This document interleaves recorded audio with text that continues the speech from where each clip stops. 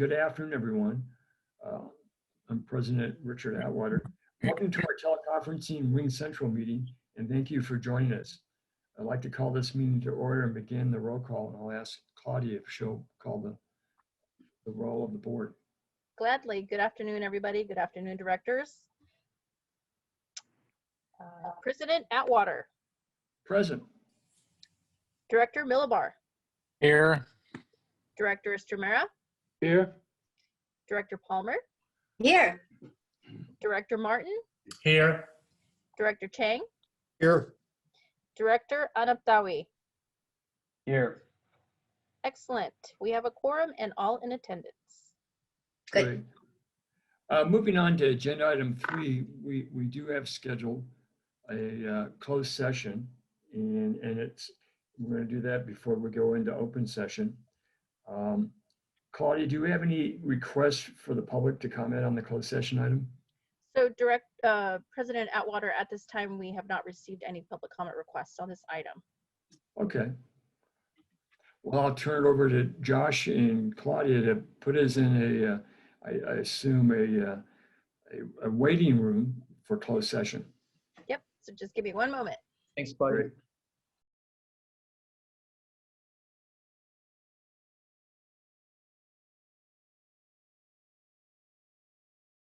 Well, let's call the meeting back to order. We're going into open session. And beforehand, I'd like to ask our General Counsel, Josh, do we have anything to report out of the closed session? No reportable action. Thank you, President Atwater. Great. Now I want to just provide an overview of the public comment process before we start the open session. If you wish to provide live public comment, please submit your request through the link to the online request form noted on the agenda. Please make sure you submit the form by 2:15 p.m. We are also accepting written comments, and all written comments should be emailed to Ms. Claudia Rodriguez before the conclusion of the meeting. They will be included in the record of this meeting. With that, Claudia, can you bring up the flag for the Pledge of Allegiance? I definitely can.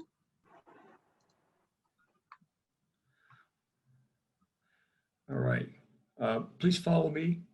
I pledge allegiance to the flag of the United States of America and to the republic for which it stands, one nation under God, indivisible, with liberty and justice for all. Thank you. Now I ask Claudia, do we have anybody on the line for public comment? This is agenda item 5. President Atwater, we have not received any public comment requests, Okay. but we do have about 13 minutes before the cutoff time. So. Right. And as we go through the agenda, I'll check with you if anybody has comments on any specific agenda item. Perfect. Great. We'll move on then to approval of the minutes, agenda item 6, and that is the April 15th, 2021 regular DCA board meeting. Can I have We approve. we have a motion to approve? Do we have a second? Chang and second. Thank you, Director Chang. Great. Claudia, you're going to call the roll on the vote? Yep. President Atwater, Yes? Director Millibar, Aye. Director Stamera, Aye. Director Palmer, Aye. Director Martin, Aye. Director Chang, Aye. and Director Anaptawi. Yes. Excellent. Minutes have been approved. Good. I'm just trying to change my screen so I can see all the board members if they're raising their hand or not to make a comment. I got the agenda, but we'll move on to the consent calendar item. And the first item, we have none. So why don't we move on to agenda item 8, the discussion items. And the first one, which you see on your screen in front of you, is the 8A is the May monthly report. And I assume, Graham, you're going to give that? I will. Thank you very much, President Atwater. So good afternoon, everyone, and Board of Directors. So we've got our monthly report, and happy to take any questions. Was just going to highlight a few items and step our way through it. But if there's anything else that jumps out, by all means, let me know. So Claudia, if you could just click to section 1 under work performed over the past month. I was going to highlight just a few things on the engineering side. We've submitted now the final drafts of all the technical memoranda and engineering project reports, most recently with all the Bethany deliverables in April. So the DCO has been working with those products and conducting their environmental analysis. And they've already come back and requested a couple adjustments or changes. And so the engineering team is now working away very steadily on those types of tweaks at the request of DCO. We have been hosting a series of workshops with the EIR team to help walk them through the engineering products and answer any questions and just help guide them through the vast quantity of materials that are available, as well as the design backup that's included in the design packages. Another item over on the fieldwork side of things, we did kick back off the spring campaign. So this is work now. The subsurface investigation program is underway. I'll touch back on this when we get to the schedule. I think we have work going through the end of the fiscal year, but we are running into some delays with respect to property access and entry permits that I want to touch on with the schedule. So the next item I wanted to just jump to would be, Claudia, on the section 3 budget. So you can see down in the lower right-hand corner, we're now projecting an underrun of about 1.8, close to 1.9 million. So I think this is good news. We've, as a program, met our milestones and been chugging along, I think, really well, but there are some efficiencies and savings here that I want to highlight.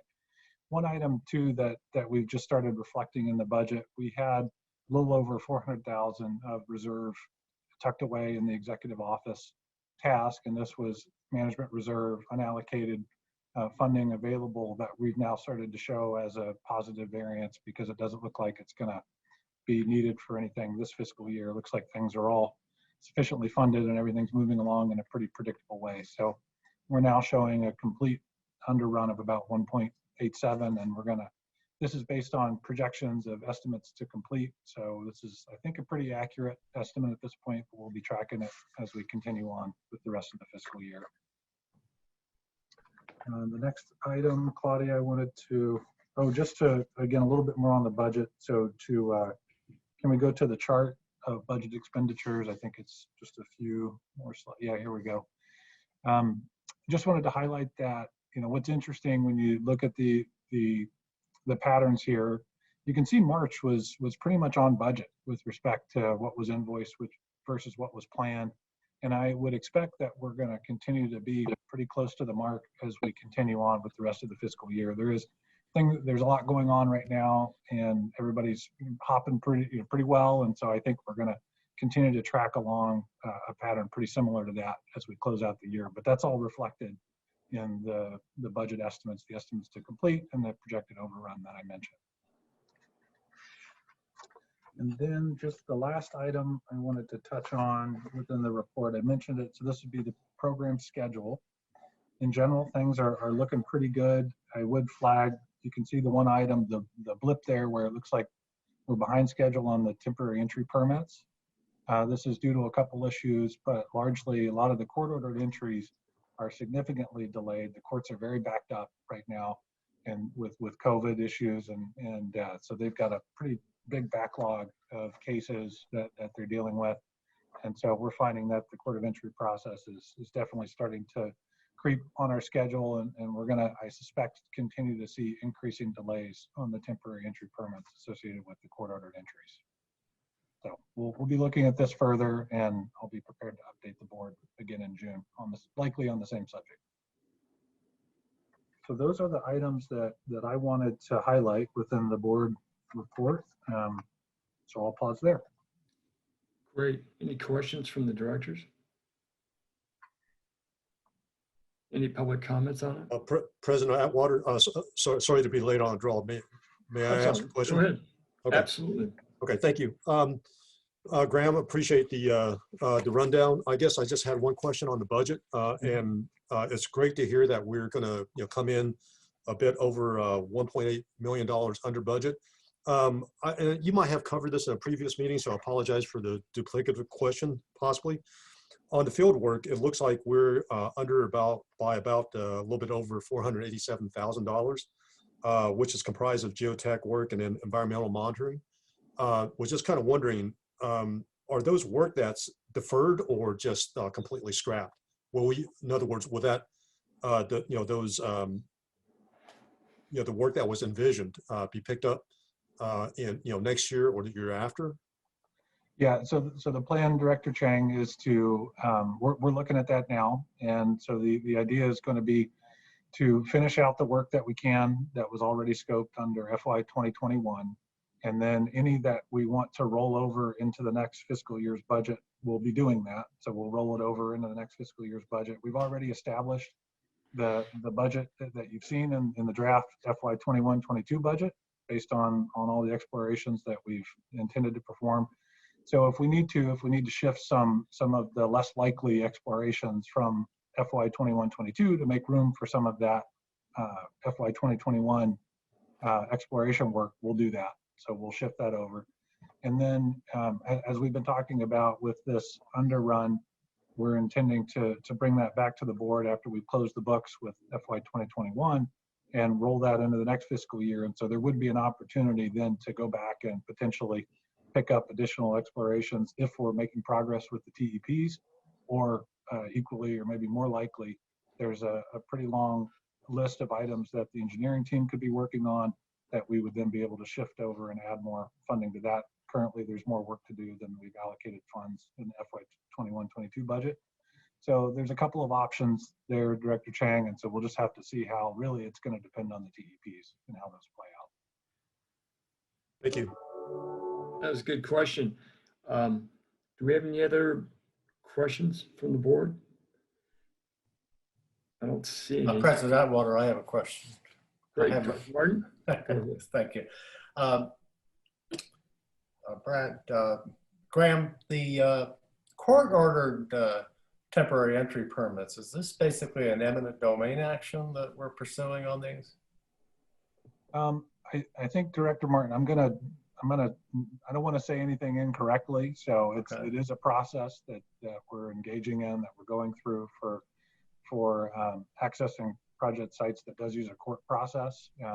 But I'm going to, for fear of saying something incorrectly, I think we'll just have to follow back up with you to answer that a little more. All right, very good. That's the other question. Is follow-up question on that is this a widespread problem for our access for field work?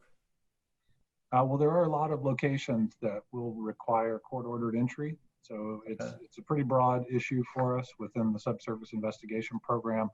But I'll say the court slowdown that's really impacting us here is very broad. That is across the entire spectrum of the state and probably the country for that matter.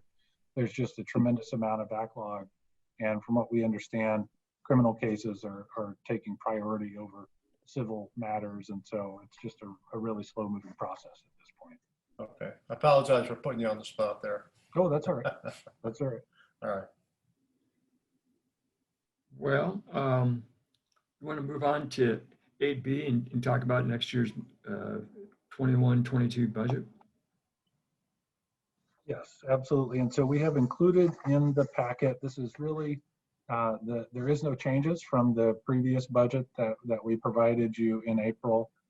We've reviewed this budget with the Department of Water Resources, and we've incorporated the changes and modifications through those discussions. But at this point, there's no significant changes in the budget. So the memo just highlights that we are still projecting an underspend.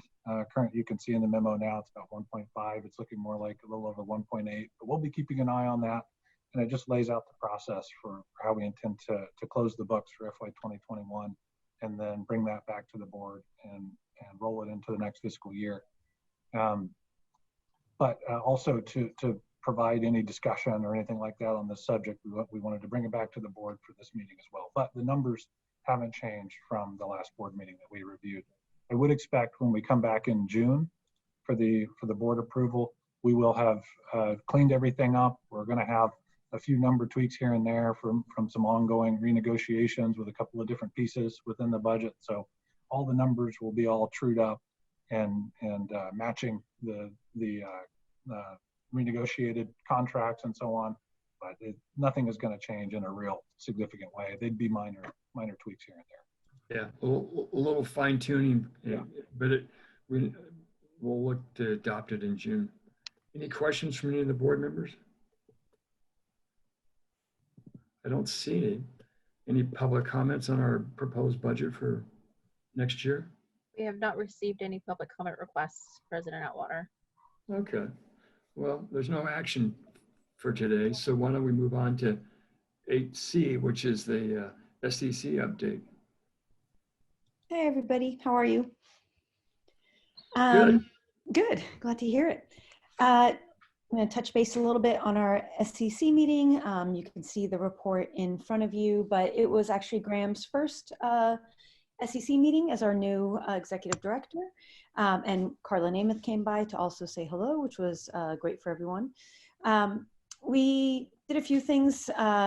Carrie gave an update, as she always does, really talking about the coordination between USACE, the Army Corps of Engineers, our federal partners, in trying to coordinate their DEIR and DEIS review periods.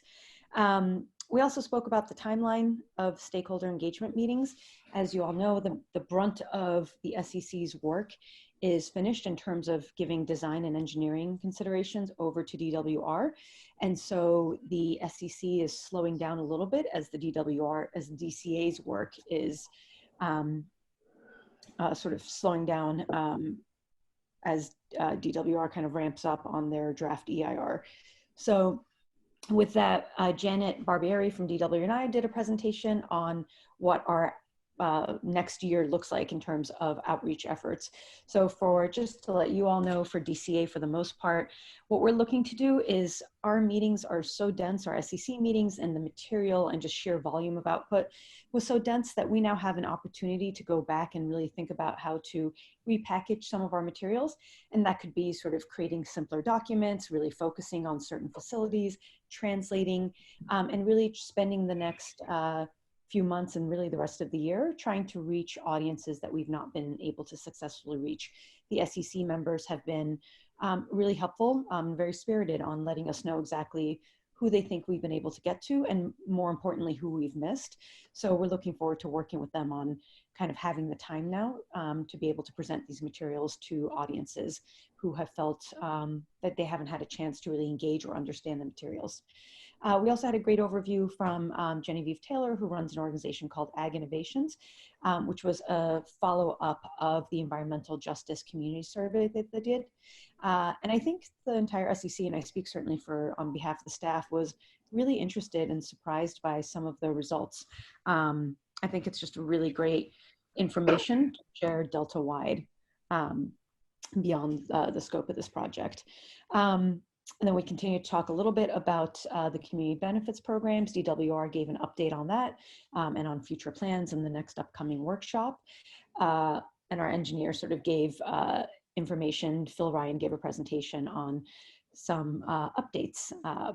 So we have our next meeting coming up in June, on June 23rd. Last Wednesday of June, and then we're going to take off the rest of the summer, and the SEC will most likely meet 2 or 3 times starting back up in the fall, and potentially another meeting in the winter, and as needed, of course. You know, we're always available to kind of pull a meeting together, but I think given the work ahead, we're probably down to a couple meetings. And I'm saying that because I'm presenting a motion in a little bit towards the end of the agenda that'll sort of affect what that information as well, and our plans for moving forward. And I think that's it. I would like to point out, I think there's a really good document because just to make sure that I'm not sort of, there's a great document in your packets called the SEC Member Thought Exchange. Our meetings are always really spirited. maybe that's a euphemism, but there's a lot of back and forth. There's a lot of disagreements. And I think the member thought exchange is really helpful in capturing some of the debates, some of the disagreements, and some of the discussions that we have, and sort of highlighting not just what we put out, but the input that we get back from the SEC.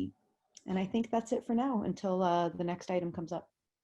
Great. Thank you so much, Nazli. That's an excellent overview. And I agree with you that the SEC document that you have on the screen in front of us is really concise but thorough in going over the process. So I think it's a clear communication.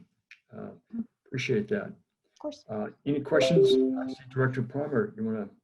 Yes, and Nancy, this is one thing I wanted to check with you on, because I know we did speak about, not meeting as often, that type of a thing. But there's kind of a fine line that we want to draw here in terms of, not meet too often, but not meet too seldom so that people lose track. So when you say just meeting a couple more times, what is your frequency per, quarterly? What do you think is appropriate? I think quarterly hits the nail on the head, Sarah. And, part of it is, again, as DWR undergoes all of their work in getting the EIR, they're going to come back with us for modifications, suggestions, and other design and engineering considerations.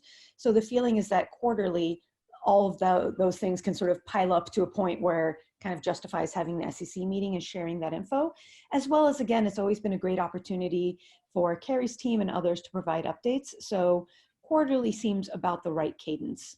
Right. I think we have to be careful not to do it any less than quarterly, because otherwise we just lose the whole purpose of the SEC and it kind of just drizzles away. And so we need to make sure that it's at least quarterly. And then if something comes up, we can always pull an emergency meeting. That's right. That's right. I think okay, thank you. We're responsive to that. Sure. Good. Any other questions from members of the board? I don't see any. Do we have any public comments on the SEC process? We do not have any comment requests at this time. Great. Well, Nazli kind of alluded to it, but 8D is a discussion of the current SEC vacancies. And I think you're going to. Should I just go right into that? There you go, 8D. Sure. So this came up because of the last meeting where we realized that for any number of reasons, a few folks were missing, which is not atypical. But we realized after roll call that if one person had to jump off, which can happen sometimes, our meetings tend to run long, we would lose our quorum and would have to immediately cancel the meeting, which again, for all the time and dedication that both staff, SEC members, and the public put, would be kind of just disastrous, not to blow it up too out of proportion, but is not the desired outcome. So one of the reasons we realized is that we've had, for various reasons, 3 retirements fairly recently from the SEC. And because those positions are open and they count towards a quorum, we need a lot. There's automatically 3 absence. So we had 3 choices as far as I'm concerned. One is we could do nothing and just really try to make an emphasis on folks showing up and kind of risk the fact that we won't have enough folks. I think someone needs to get muted. We could open up those positions to applications and fill them again. Or we could downsize the SEC and just get rid of those positions and essentially right size it. I think that do nothing one is a little bit risky. I think the option of number 2, which is opening it up to have folks come in, doesn't make sense given what we just discussed about the cadence.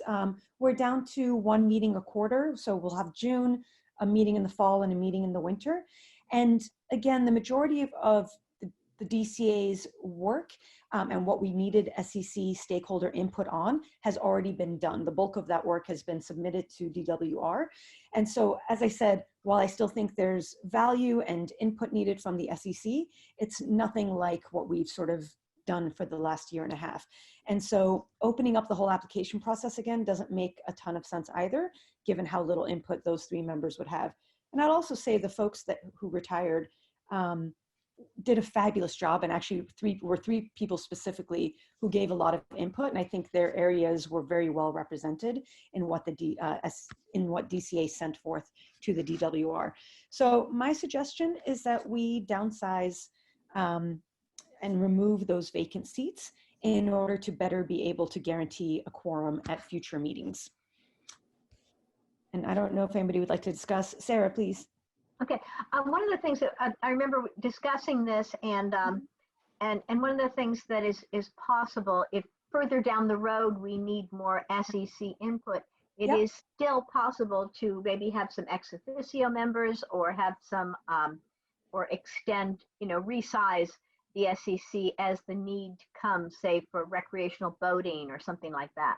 That's exactly right, Sarah. One of the things, the feedback that we'd gotten, especially as you recall, was that the town of Hood just really is going to bear a lot of the construction effects because it's the location where the intakes, it's where the intakes would be located. And it just made sense to actually add on a specific Hood representative. And so we did that. So I think that, again, knowing that we're very flexible and sort of open to feedback, we have 3 ex officio members and 5 ex officio seats. For the purpose of a quorum, none of those positions are counted. But again, they're open and available if we feel like there's an area of expertise that we're missing. And as you said, Sarah, same for the seats, whether it's an area or geographic or an interest area that seems to be missing or something comes up where we could really use the expertise, you're absolutely right. My feeling is for June, and then what will most likely be, again, September, October meeting, and then maybe a December meeting, let's sort of play it by ear, knowing that we can be flexible, but just so we don't run into this problem next month, and knowing that we probably can't undergo the whole application process for 3 members within a month, I say we downsize. That's my recommendation. Well, one of the things also that I think is important to think about is that if, for example, the SEC members themselves, because this has been very much of a group that feeds back their opinions quite strongly, if they feel that they need someone with that expertise to come in as an ex officio member, then we can certainly put that effort out there. That's And so I think feedback from the SEC members on the potential for ex officio is really important, and is something that we can kind of keep there as a potential input. That's right. Yep. And the rest is up to you. I'm happy to put forth the motion, or Josh, I'm sorry, I don't know if you're supposed to put forth the the resolution as our lawyer, but President Atwater does. Sorry, President. By all means. Yeah. Robert's rules. I'm always shaky. Well, just, Josh, we have a resolution to the 3 that have retired. The resolution is pretty clear. You can go over it. Yeah. And then we need public comment on this as well. Absolutely. Or not. Yeah. For the board, we just wanted to discuss it first and then ask for public Right. comment. Yeah, President Atwater, before the board discusses, the resolution's included in your packet, and it just removes the 3 vacant seats from the SEC. So there would now be 17 members, which doesn't include the ex officios, 15 of which would be members of the public, because we have the 2 director seats. Happy to answer questions. Thank you. Exactly. And we've done this once before last year, and so we've adjusted, so it's not something we haven't done before. Let me ask now, is there any questions from any of the board? And if not, then I'll ask if there's any public comment on it.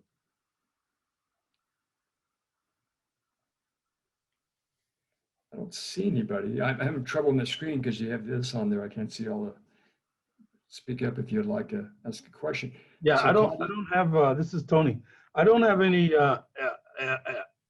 I just want to say I do support the staff's recommendation. It makes a lot of sense. We've been pretty flexible. When we need more members on, we add them on. So I think this makes a lot of sense. Thank you. All right. I'll ask if, Claudia, do we have anybody? Director Chang, did you have a comment? I saw it looked like you did, but no. Thanks, Graham. Yes, sorry, President Atwater. Yeah, I think I appreciate the staff's report on this. I think the engagement group is important, but I think the proposed move to me makes a lot of sense for quorum issues and continuing to have the viability of this group. So so again, I just appreciate. I know I don't think we're taking any actions necessarily today, but just for future consideration. I think it's a good move. Okay, thank you for your comments. President any Atwater, other- if you can't see me on the screen, I did have a comment. Yeah, I Here. only get 6 people on my little. You can the way it's switch the whole formatted thing now. over, you know. Yeah, I appreciate Natalie's presentation. She emphasized the amount of work that goes into these meetings. To have to cancel one for lack of a quorum, I think, especially if you're extending it to a quarterly basis. And so, since I believe not doing anything is basically imposes a de facto supermajority on the committee, I would support lowering the number of members to 17. And if you're looking for a motion, I would make a motion. Thank you. So we do have a motion. Is there somebody who'd like to second I'll that? second that motion. Thank you, Tony. I'll ask Claudia then to call the vote. And so before I do that, President Atwater, we have not received any public comment requests for this item. Great, thank you. We appreciate it. So now we can call the roll. President Atwater, Yes? Director Billabar, Yes. Director Stamira, Aye. Director Palmer, Director Palmer. Oh, is she frozen? It's frozen. Director Martin, Yes. Director Chang, Aye. Director Anabdawi, Yes. Director Palmer, can you hear me?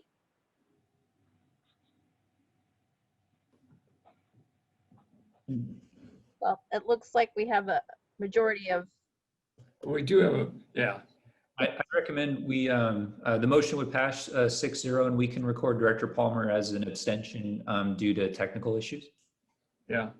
I was just thinking if she's listening, she could text us her vote.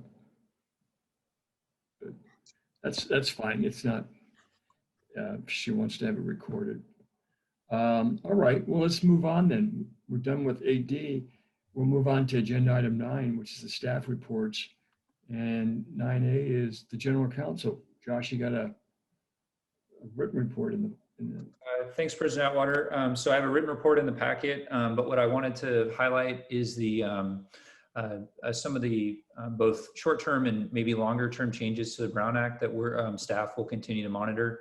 So as a reminder, the governor's executive order, which allows these forms of teleconference and Zoom-only meetings, will remain in place as long as social distancing is recommended.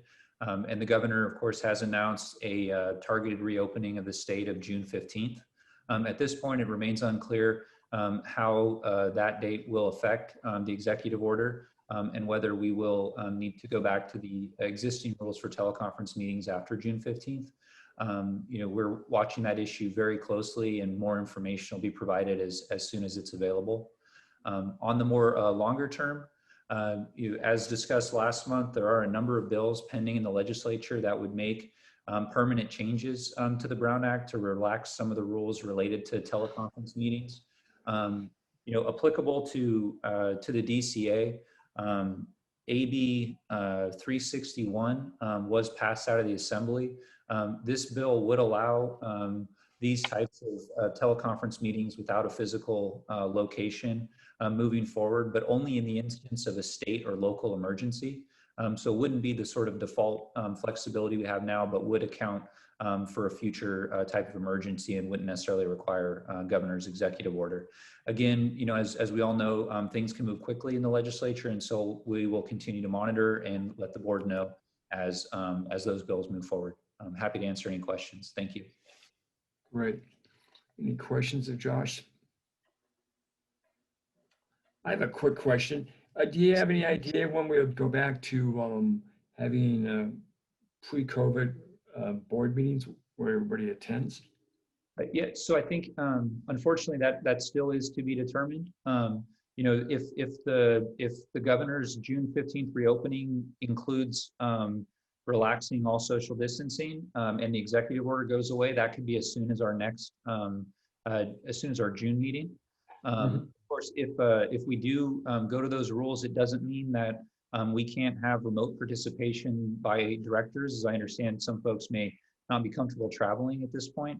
What we would just need to do in those situations is just make sure that every location from where directors are participating is open to the public and listed on the agenda. And that could be a personal residence if a director was comfortable, or alternatively could be a member agency office or other generally publicly accessible building. We of course would work with your member agency staff to make sure that we had that set up for all the directors. Yeah, so we may have a hybrid process too, and that's provides a lot of flexibility in case people have traveling challenges. Great. Well, it's as usual with COVID, there's a fair amount of uncertainty what happens in the next month or two. Yes. Thank you. If there are any other questions from members of the board, I'll ask if there's any public comment on that. No public comments requests received. Okay. Then I will ask the treasurer, Katana. Good afternoon. Thank you. So we have the Treasurer Monthly Report for April 2020. As you know, we keep roughly $750,000 as seed money, but as we receive money from the DCO, that number can go up. And for example, April 1, we had a little over $3 million. We then received our invoices, paid them out, and we were left with $675,000, a little bit over that. So this is how we operate.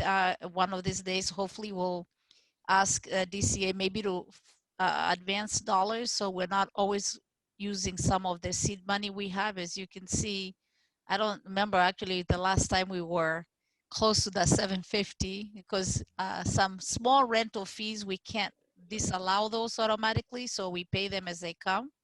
So as of May 12th, you'll see that we dropped to 550,000 plus. And so, but we would continue to work with them. We have not seen it go below that 500K, but we would love to see some advanced dollars actually, so we're not utilizing our seed money in advance.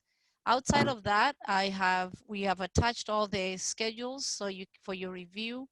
And of note, I just want to thank Graham and his team working with us to align our budget categories with in the system with what he has. So in the future, we'll have exact same line items.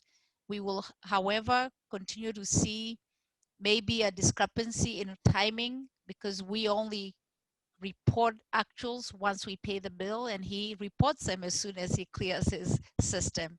So that lag was always happen, but we do know that once we close the book, we reconcile. So that's my report. Happy to take any questions. Thank you, Katana. Any questions from the board?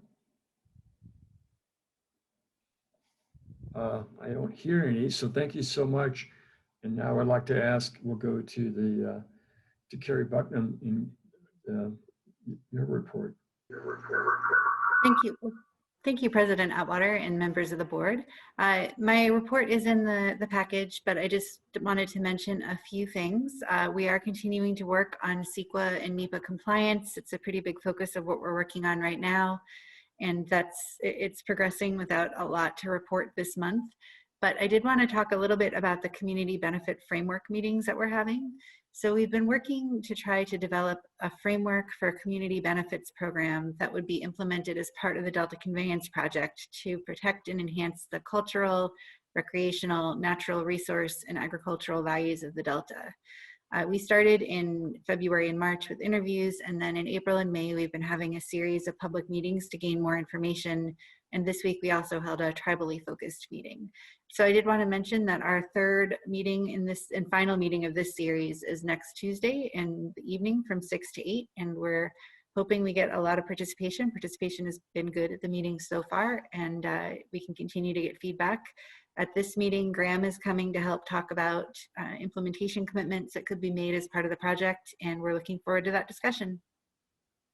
I look forward to it. Thank you so much, Carrie. I just wish it wasn't at the dinner hour from 6 to 8, but it's We But want it anyhow- to be available to people from the public who may be working during the day. Of course, I understand completely. Any questions from members of the board? Seeing none. Claudia, do we have any public comments or questions about of Carrie? We have not received any public comment requests for this item or any of the items on the agenda, Director or President Atwater. Great. Well, I'll move on to 9D. Do we have any verbal reports? Anybody that wants to update?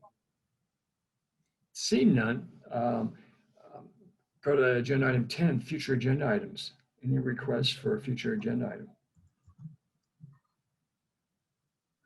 We're all pretty quiet. Well, I think we can be adjourned now. Good meeting, and thank you all. Thank you. Thank you. Thank you. Thank you. Thank you. See you next time. Thanks, everybody. Everybody. Bye all. Take care.